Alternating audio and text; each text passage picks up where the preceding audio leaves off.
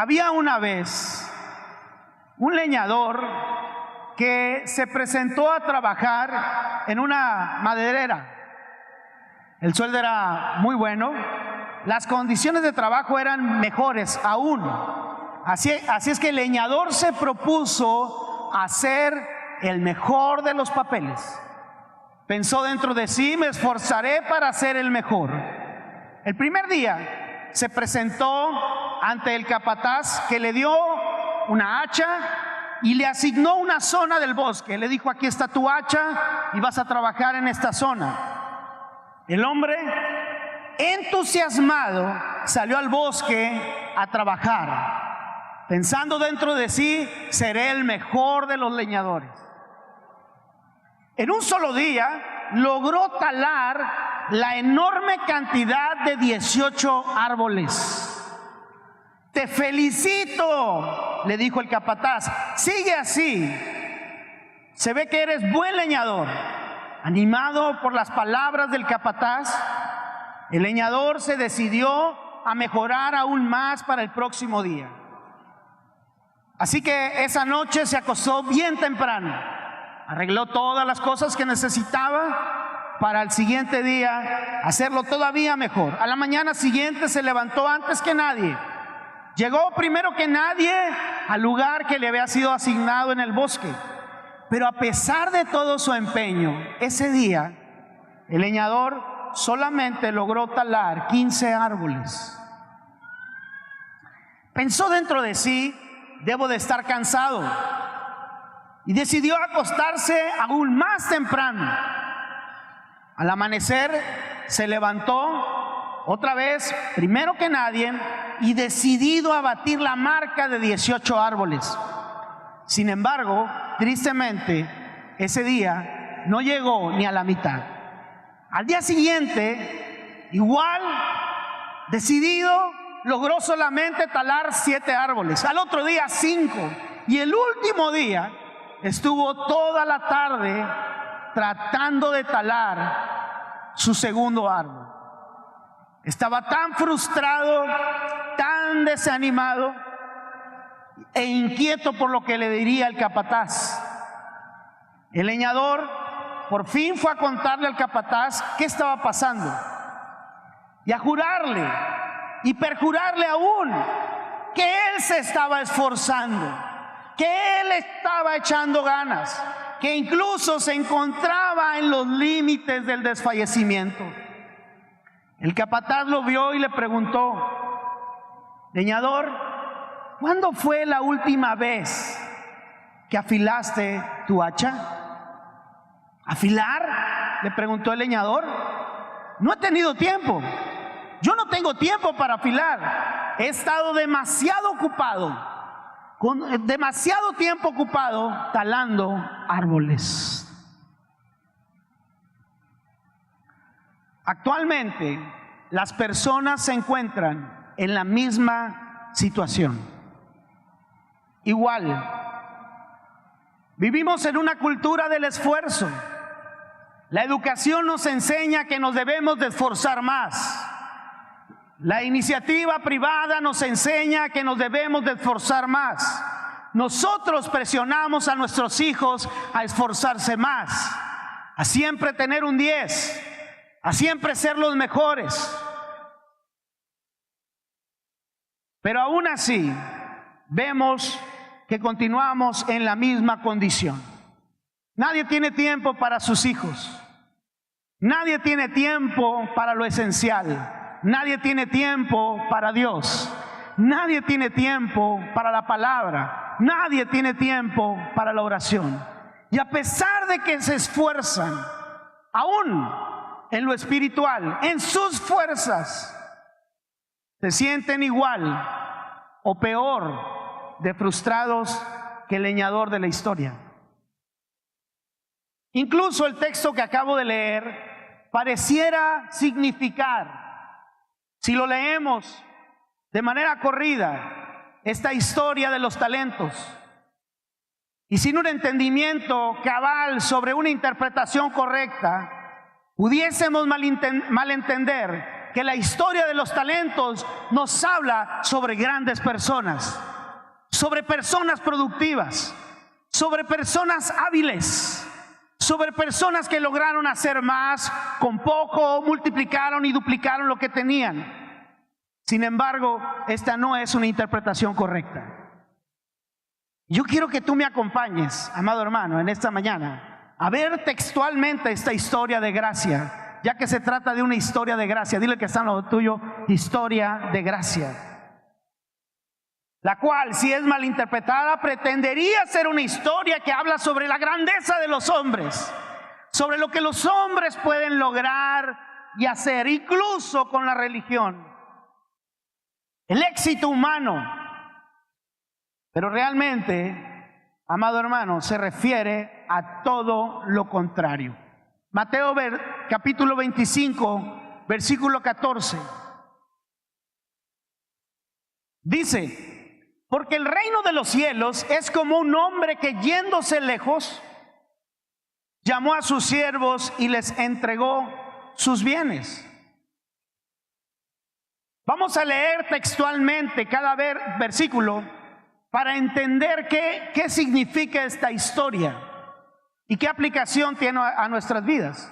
Lo primero que dice en el versículo 14 es que estos hombres, y esta historia nos habla, ¿sí? Dice que el reino de los cielos es como, nos explica el reino de los cielos, un hombre que, yéndose lejos, llamó a sus siervos y les entregó sus bienes. Este solo versículo encierra una verdad maravillosa, que si tan solo nos fuésemos a leer los versículos donde habla cómo produjeron tanto estos hombres, pensaríamos que fueron sus fuerzas los que lograron producir. Sin embargo, para la interpretación correcta, este versículo es clave. Él les dio sus bienes, Él los llamó. No fueron ellos que se pusieron en el camino, no fueron ellos que pusieron sus recursos, no fueron ellos que pusieron sus capacidades. Él los llamó y Él les entregó sus bienes. Cuando habla de bienes, amado hermano, escúcheme bien, se refiere a lo que nos ha sido dado en Jesucristo. Dile que está al lado tuyo, lo que nos ha sido dado en Jesucristo. No hay nada que podamos producir espiritual por nuestras propias fuerzas.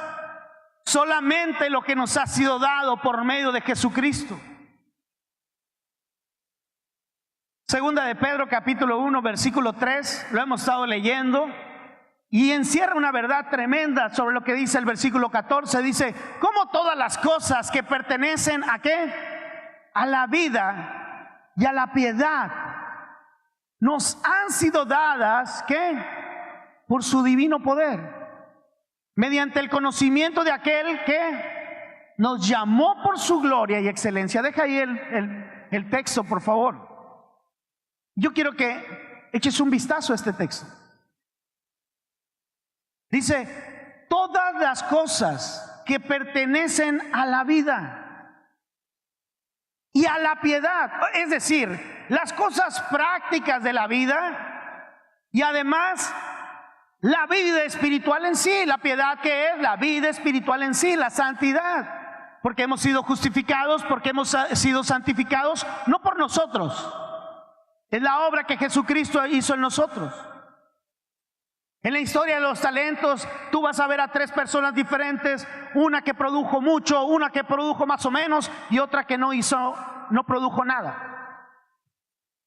Pero si perdemos de vista que justamente cuando el Señor les entregó sus bienes se refería a esto para nuestras vidas, en Cristo nos ha sido dado todo. Diga junto conmigo: en Cristo nos ha sido dado todo. La religión popular nos habla de algo que recibiremos, nos habla de algo que podremos llegar a tener y nos dice que tenemos que esforzarnos bastante y que tenemos que hacer mandas y que tenemos que rezar y que tenemos que hacer todas las penitencias, todas las cosas para poder quizás obtener algo en el futuro. Y justamente este pensamiento es el que ha desarrollado nuestra cultura, la cultura del esfuerzo, donde todos están frustrados. Porque en la religión jamás recibirás o sentirás que has completado algo. Jamás sentirás que estarás listo. Y mucha gente está así en la congregación igual. Siente que le falta tiempo para poder bautizarse, que no está listo. Siente que le falta tiempo para abrirle su corazón a Jesús. Dice él, no estoy listo, quisiera ser más bueno. Siente que le falta tiempo para poder algún día abrir su casa de crecimiento. No estoy listo, no puedo. Debería de ser más bueno. Y todo el tiempo están viviendo en una constante frustración. Te tengo una buena noticia. Cristo ya lo hizo en la cruz del Calvario. No me escuchaste. Cristo ya lo hizo en la cruz del Calvario.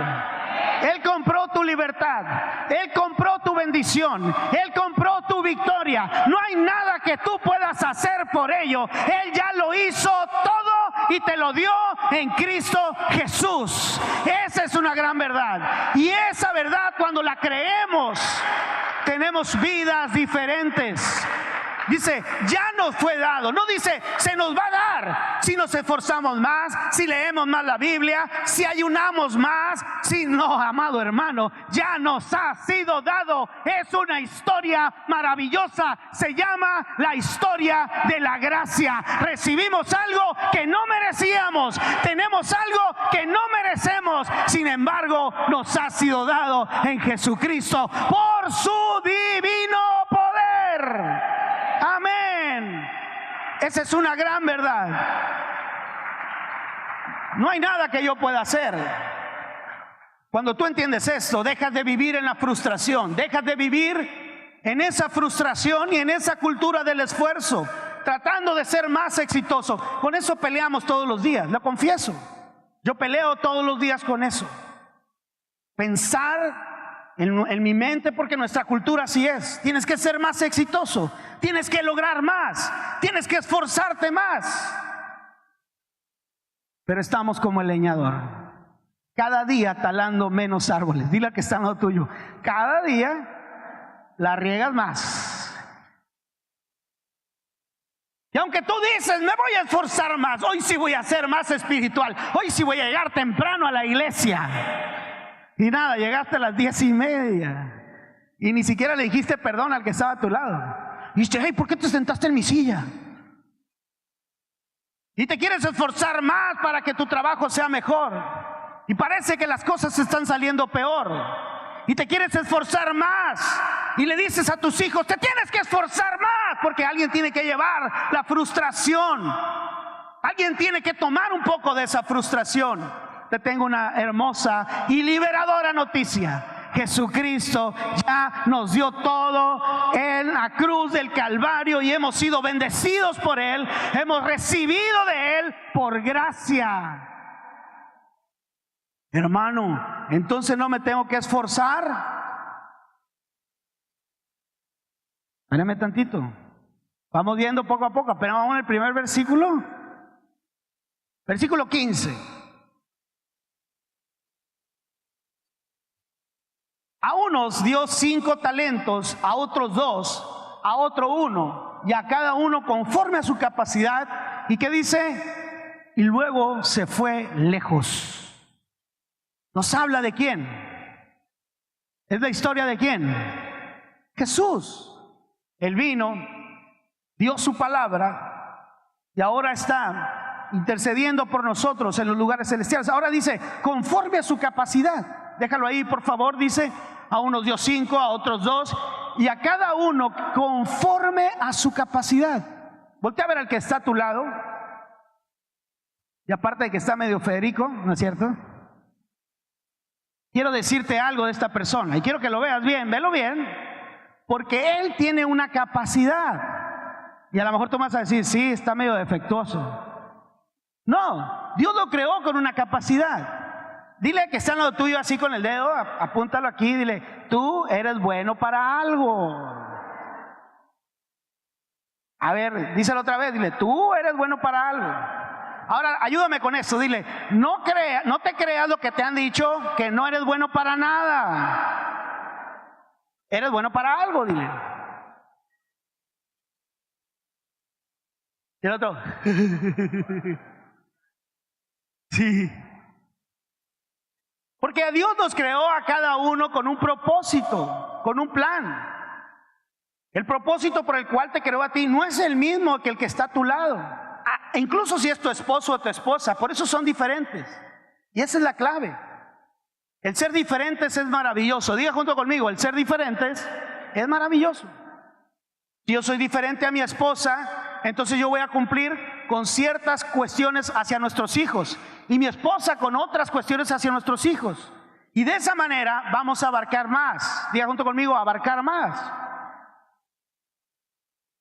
Entonces, dice que a cada uno le fue dada su capacidad. En el original, fíjese bien, la palabra capacidad viene del griego dunamis. ¡Wow! Dinamita, así es. ¿Quién dijo dinamita? Eso. Dunamis. Dinamita. El poder de la dinamita que abre. La dinamita, usted sabe, se utiliza para abrir caminos donde no hay. Para construir carreteras. Para estrechar lazos de una zona a otra. Dunamis significa fuerza, poder milagroso, capacidad. ¿Y sabe algo? Es lo mismo que dice Hechos capítulo 1 versículo 8. Y recibiréis dunamis. Pero recibiréis dunamis. Recibiréis dinamita. Recibiréis capacidad. ¿Verdad? No por ti mismo. Es el poder del Espíritu Santo sobre tu vida. Amén. Entonces tenemos a un Pedro que no tenía capacidad para hablar. No podía hablar. Cuando hablaba decía puras palabrotas. Así hay varios que yo conozco. No pueden hablar. Puras palabrotas decía Pedro.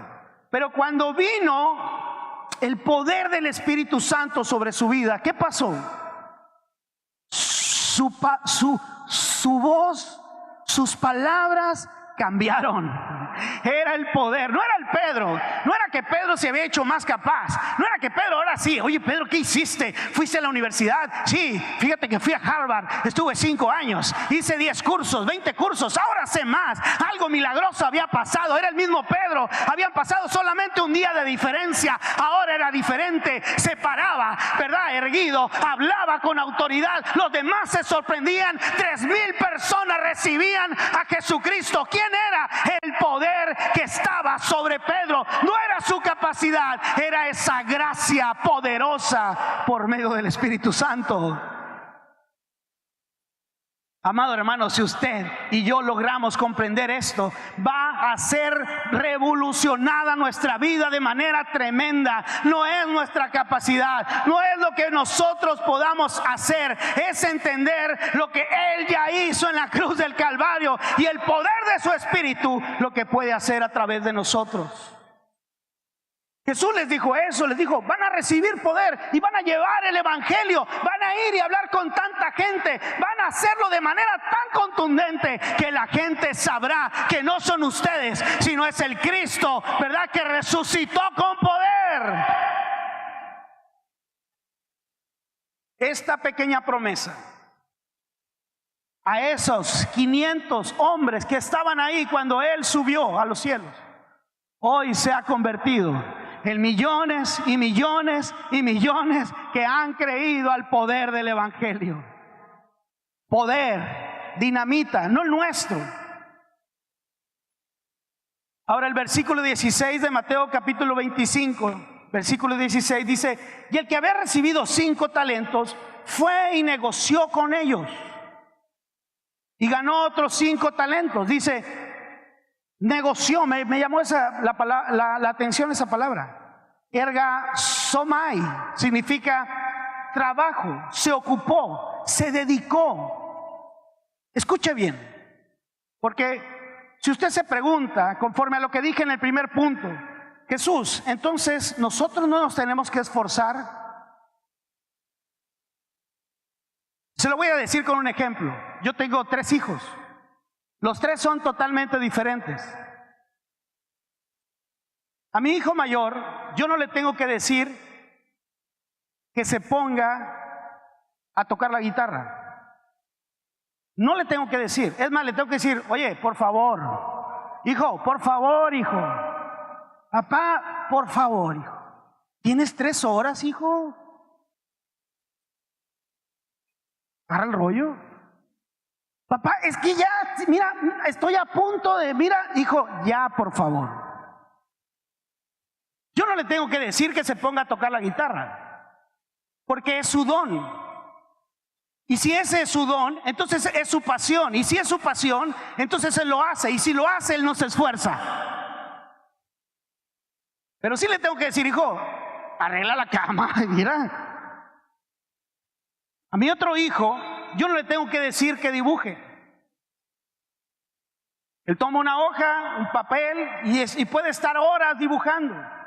Y puede estar horas trabajando en una hoja y dibujando y dibujando. Y, hijo, no te lavas los platos, ¿no? Papá, ya lo voy a...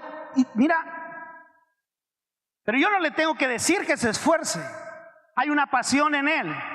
El problema en el que vivimos hoy es que las personas buscan que se esfuercen en sus debilidades. La educación así nos ha querido hacer ver. Eres malo para esto, eres muy malo. Aquí hay muchos que son muy malos para las matemáticas. Muy malos. Por ahí se van a manifestar esos espíritus ahorita, miren. Pero para algo eres bueno. Voltea al que está al lado tuyo y dice, pues no lo hallo. Porque Dios te creó con un propósito. Dice que fuimos creados para buenas obras en Cristo Jesús. Y quizás si usted vive en su trabajo, en la cultura del esfuerzo, y está todos los días queriéndose esforzar, quizás está haciendo algo para lo que no fue creado. Y eso no quiere decir que mañana tenga que ir a renunciar a su trabajo. Y dice, el pastor dijo, vengo a renunciar. No. Significa que usted tiene que entender para qué Dios lo creó y cuál fue el propósito por el cual Dios lo formó.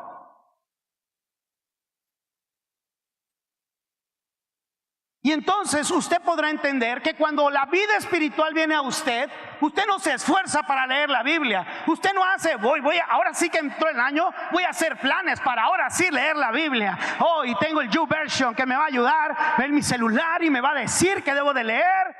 Día 1, día 2, día 3, bye. Porque no hay dentro de ti esa vida. Estás queriendo esforzarte. Ahora sí voy a leer más, ahora sí voy a orar más. No está en ti la vida.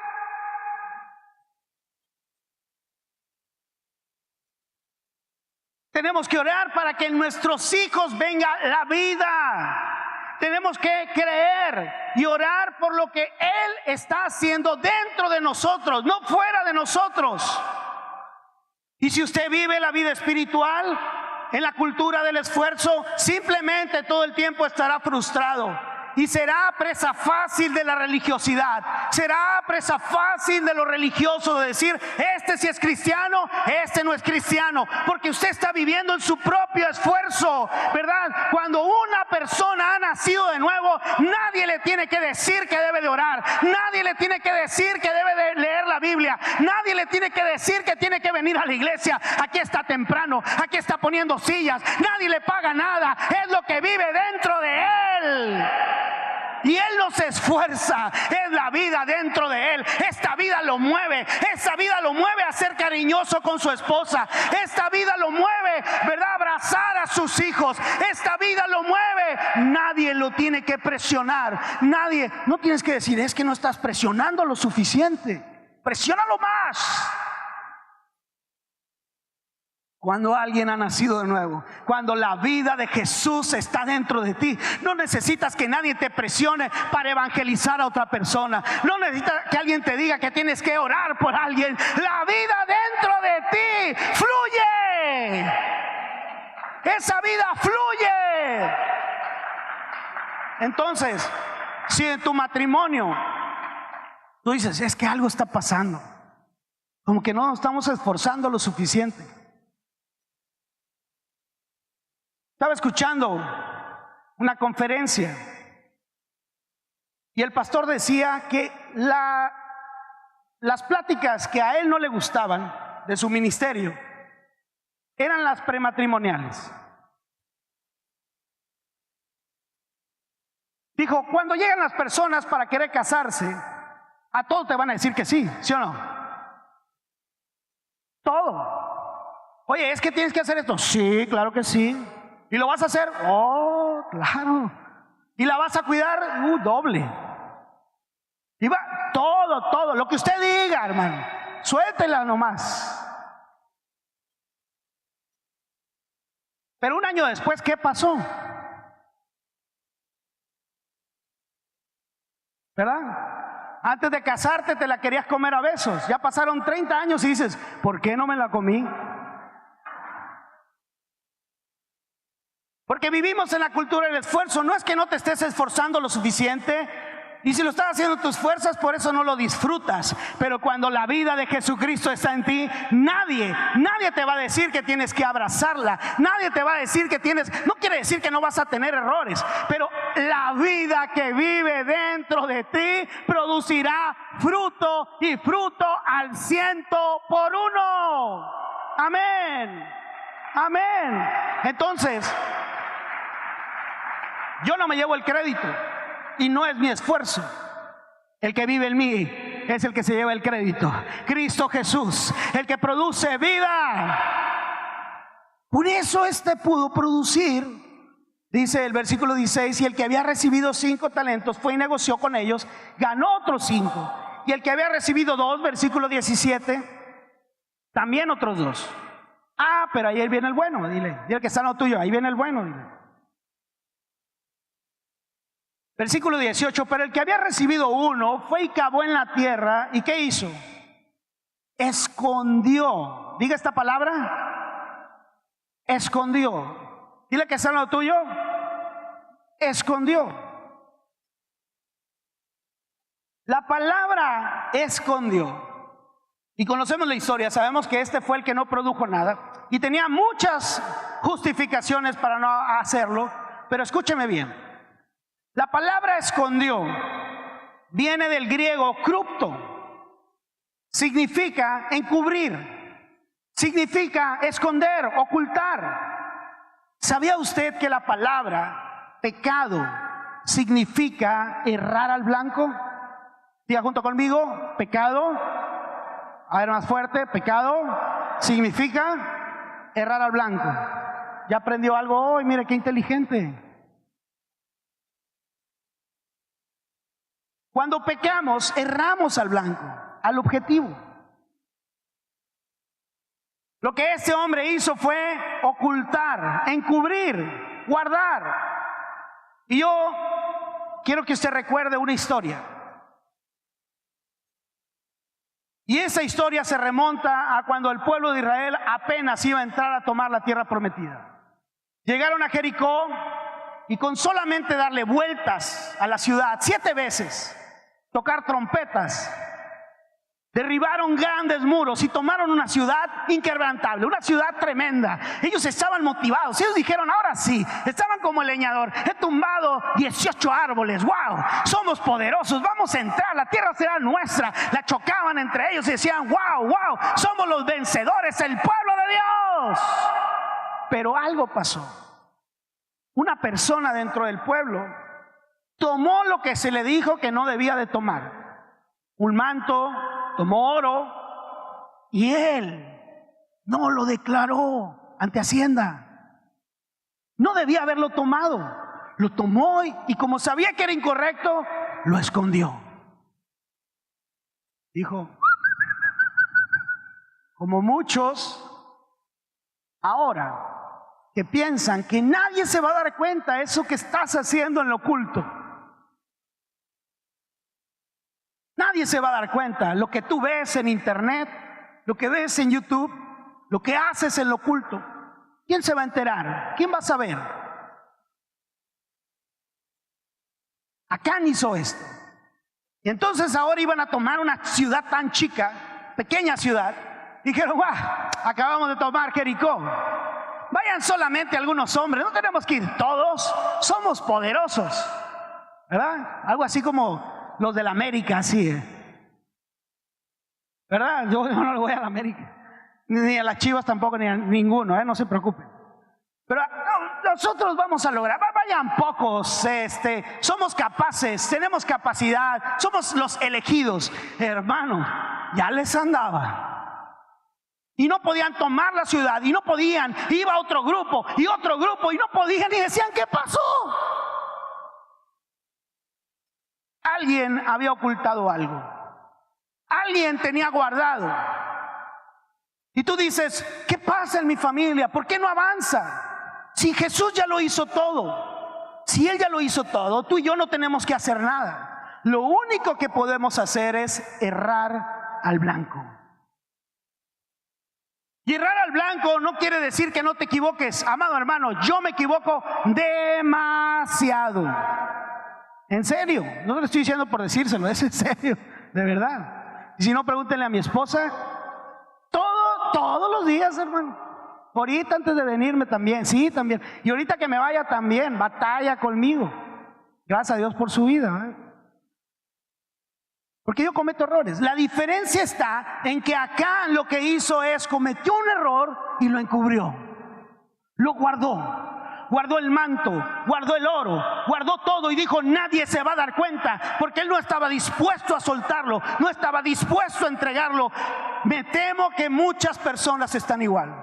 Muchos hombres están igual, no están dispuestos a soltar esa doble vida, no están dispuestos a soltar ese adulterio, no están dispuestos a soltar la droga, no están dispuestos a soltar la pornografía, ¿verdad? No están dispuestos a soltarlo, nadie se puede enterar, nadie lo va a saber, no están dispuestos a soltar aquello en lo cual han errado, y el Dios de amor está esperando para recibirlos y darles perdón y restaurarles su vida y que puedan disfrutar. ¿Y qué está pasando? No disfrutan del matrimonio, no disfrutan de la vida, no disfrutan de la vida en Cristo, que es maravillosa. Están ahí limitados, sin poder avanzar, sin poder caminar, ¿verdad? En la cultura del esfuerzo, quizás me esfuerce más, quizás tenga que hacer más. Amado hermano, no hay nada que tú y yo podamos hacer. Cristo ya lo hizo todo en la cruz del Calvario. Simplemente entrégale todo. Este hombre agarró y guardó, encubrió el talento. Por eso el apóstol dijo, al que sabe hacer lo bueno y no lo hace, le es pecado.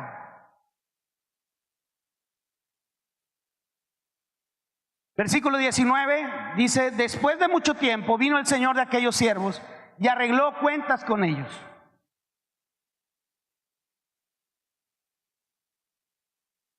Arreglar cuentas viene del griego sunario, calcular. Entonces hizo un cálculo, hizo un balance. Y tú puedes decir, no se refiere al pecado en esta parte de este hombre, simplemente no supo invertir. Si no se refiriera al pecado, no lo hubiera dejado fuera del reino. Voy a volver a repetirlo. Si no se refiriera al pecado, no lo hubiera dejado fuera del reino. Si fuese sido solamente cuestiones de su capacidad y que no supo invertir, amado hermano, entonces él hubiera obrado en él. Es lo que él encubrió y él estuvo fuera de lo maravilloso que Dios tenía para él. Porque es tan hermosa la vida en Cristo. Es tan hermoso el matrimonio cuando estás en Cristo. Es tan hermosa la vida cuando estás en Cristo. No, aquí no es perfecta, no es que todo salga bien, no es que no haya errores. Es maravillosa porque justamente eres vulnerable, sabes que necesitas de Dios y eso te hace dependiente y puedes sentir su amor y puedes sentir su abrazo. Y cada día, por más que tú trates, ¿verdad?, de querer hacer las cosas, ves al amor de Dios, la mano de Dios llevándote en su propósito. Versículo 20, desde el 20 hasta el 23 nos habla de cómo les fue a los que fueron productivos. Dice, tuvieron un premio, dos cosas, gozo. El gozo significa perfecta comunión con Dios. Dice, llegando el que había recibido 5 talentos, trajo otros 5, diciendo, Señor, 5 talentos me entregaste, aquí tienes, he ganado otros 5 talentos sobre ellos. Versículo 21, siguiente. Y su señor le dijo, bien, buen siervo fiel, sobre poco has sido fiel, sobre mucho te pondré, entra en el gozo de tu señor. Gozo significa perfecta comunión con Dios. Y esa perfecta comunión y ese gozo produce vida y produce santidad. La santidad no la producimos nosotros. La santidad no es lo que nosotros hagamos. Lo que nosotros queramos hacer para agradar a Dios se llama religión, se llama religiosidad. Pero lo que Dios hace por nosotros, lo que Él ya hizo en la cruz, lo que Él produce en nosotros y entonces es producido y hecho por Él, esa es la vida de Dios. Esa es la vida divina. Versículo 22 dice: llegando también el que había recibido 2 talentos, dijo: Señor, 2 talentos me entregaste, aquí tienes, he ganado otros 2. Y en el versículo 23 dice otra cosa Jesús acerca del premio. Primero les dio gozo. Su Señor le dijo: bien, buen siervo y fiel, sobre poco has sido fiel, sobre mucho te pondré, entra en el gozo del Señor. Sobre mucho te pondré. Y eso habla de que todo fue una prueba. Lo voy a volver a decir. Todo fue una prueba.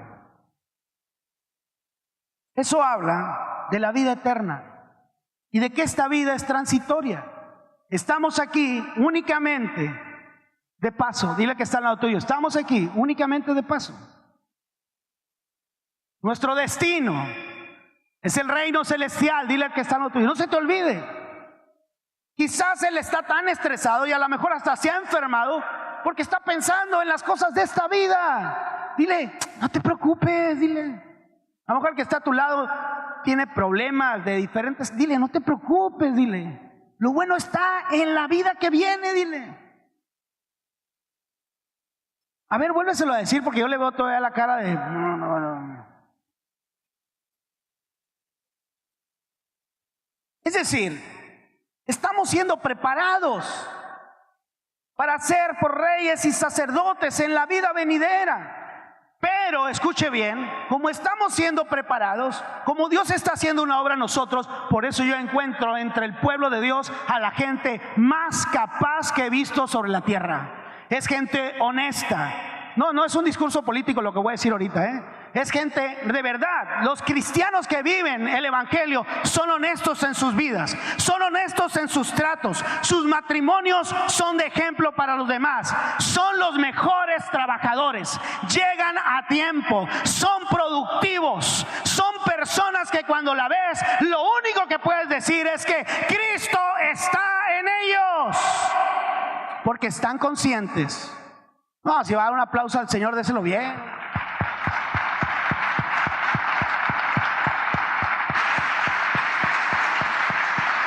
Yo he encontrado que los cristianos verdaderos, los que viven la vida de Cristo, porque si usted es cristiano y no está dando testimonio en su trabajo, cuidadito, hermano. Son los más productivos, son los más responsables, son los más enfocados, son los más dirigidos, son incorruptibles. ¿Sabe por qué? Porque son hijos de Dios. Están aquí en la tierra, son la sal de la tierra.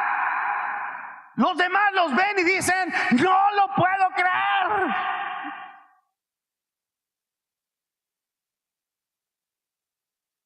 Esa es la verdad de un cristiano, amado hermano. Si usted no es responsable, si usted es una persona improductiva, si usted no venga y me diga: no, hermano, es que no, enfóquese. Estamos de paso, estamos aquí para dar testimonio. Los demás nos están viendo en nuestro trabajo, en nuestra casa, en nuestro hogar. Nuestros hijos todos los días nos ven. Si usted y yo vivimos la vida de Cristo, seremos, ¿verdad?, 10 veces mejor que los del mundo.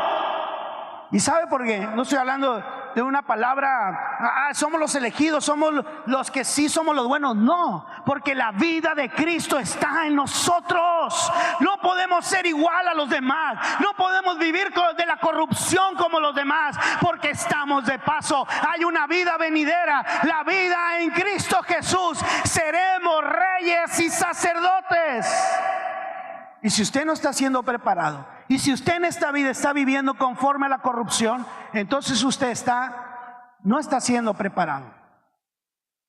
Dios está preparándonos a su pueblo, porque estamos de paso. Dile que está en lo tuyo: estamos de paso. Cuando tú llegas de paso a una casa y te dan al ojo, ¿qué tienes que hacer? te dan al ojo, tú tienes que ser responsable. Te dejaron en ese, te prestaron un cuarto. ¿Qué va a pasar si lo dejas todo tirado, todo hecho bola, las cobijas? Pues que me lo prestaron. ¿Verdad que te levantas temprano? ¿Verdad que tiendes la cama como no lo haces en tu casa? Barres, limpias. Con respeto dices, oiga, ¿me permite pasar a su baño? ¿Y sabes qué estás haciendo en ese cuarto? Te estás preparando. ¿Y sabes por qué te estás preparando? Porque el Rey de la Gloria está haciendo para ti, no un cuarto, una casa, no una casa, una mansión en las moradas celestiales. Y aunque en esta vida estamos de paso, como cuando llegas a ese cuarto, y a lo mejor no es tan cómodo esa vida, y a lo mejor no estás a tus anchas en esa vida, pero sabes algo, en la vida venidera disfrutaremos de gozo eterno en Cristo Jesús. Amén. Así es que por eso en esta vida producimos, porque la vida está en nosotros, no por nuestro esfuerzo, por lo que Jesús ha hecho en nosotros. Le dijo él, versículos 24 y 25, le dijo a este hombre. Pero llegando también el que había recibido un talento, le dijo, Señor, te conocía que eres hombre duro. Fíjese bien, le echó la culpa a él. Yo veo mucha gente así. Están sentidos con Dios. Dios, es que tú no me has dado el ministerio. Dios, es que tú a mí no me dejas predicar. Dios, es que tú no me has dado las riquezas que yo quiero. Tú tienes la culpa, Dios. Te conocía que eres hombre duro. ¿Qué quiere decir? ¿Era un hombre duro? ¿Por qué tuvo dos que sí produjeron? ¿Era un hombre duro? Para nada. Un hombre duro, como los de Monterrey, bueno, aquí no hay, ¿verdad? No le deja sus bienes a 3 personas desconocidas, ¿o sí? No se los entrega y les dice, ahí está. ¿Era duro? Simplemente leer el texto te das cuenta que el problema no era la persona, el problema era el que no produjo, el problema es que no conocía a su Señor. Los que viven en religión no conocen a su Señor, conocen la forma, conocen las reglas. Oye, las reglas aquí en la iglesia son esta y esta y esta. Cuando conoces al Señor, todo es diferente. Él vivía, dijo, tuve miedo, vivía en el miedo, hermano. En el miedo. Esa palabra miedo viene del griego fobeo. Y claro, es una derivación de la fobia. Y esa fobia no la puede producir otra cosa más que el pecado. La Biblia no nos habla de tenerle miedo a Dios. La Biblia habla en Proverbios 1:7 del yira. ¿Sabe qué significa el yira? Proverbios capítulo 1 versículo 7 dice: el principio de la sabiduría es el temor de Jehová. Yira, no fobia, phobos. Yira, ¿sabe qué significa? Un asombro reverente. Me asombra la grandeza de Dios y produce en mi reverencia. Me asombra su poder. Me asombra ver los cielos, la tierra, los mares, las nubes, la creación. Me asombro de tu poder. Me asombra ver tu gracia. Me asombra ver tu amor constante que no se mueve, que está ahí. Me asombra, y ese asombro me lleva a ser reverente delante de Él. Y eso produce sabiduría. El asombro reverente. Ahora, ¿cómo soy libre de ese miedo? Primera de Juan capítulo 4 versículos 18 y 19 dice algo maravilloso. En el amor no hay phobos. Ahí vuelve a aparecer la palabra phobos. En el amor habla ágape. En el ágape no hay phobos, sino que el perfecto amor, el amor ágape, echa fuera el phobos, echa fuera el temor. Lo cantábamos en el primer canto de la reunión hoy. Echa fuera el temor, porque el temor lleva en sí castigo, de donde el que teme no ha sido, ¿qué? Pero ahí viene lo bueno. Entonces piensas tú que debes de hacer, pero ve lo que dice el versículo 19. Nosotros le amamos a Él. ¿Por qué? Amén. Si debería de aplaudir, aquí es la parte donde debería de aplaudir por la palabra. Él nos amó primero. No es lo que nosotros hicimos, no es nuestra capacidad, es su grande amor. Nos asombra y ese asombro nos lleva a quedar de rodillas, y que de rodillas en el piso, porque estamos asombrados de su poder, de su amor, de su gracia, de su favor inmerecido. Y eso produce vida, amado hermano. Eso produce vida. Versículo 29. Termina diciendo algo maravilloso: porque el que tiene le será dado y tendrá ¿qué? Más. El que no tiene, aún lo que tiene le será quitado.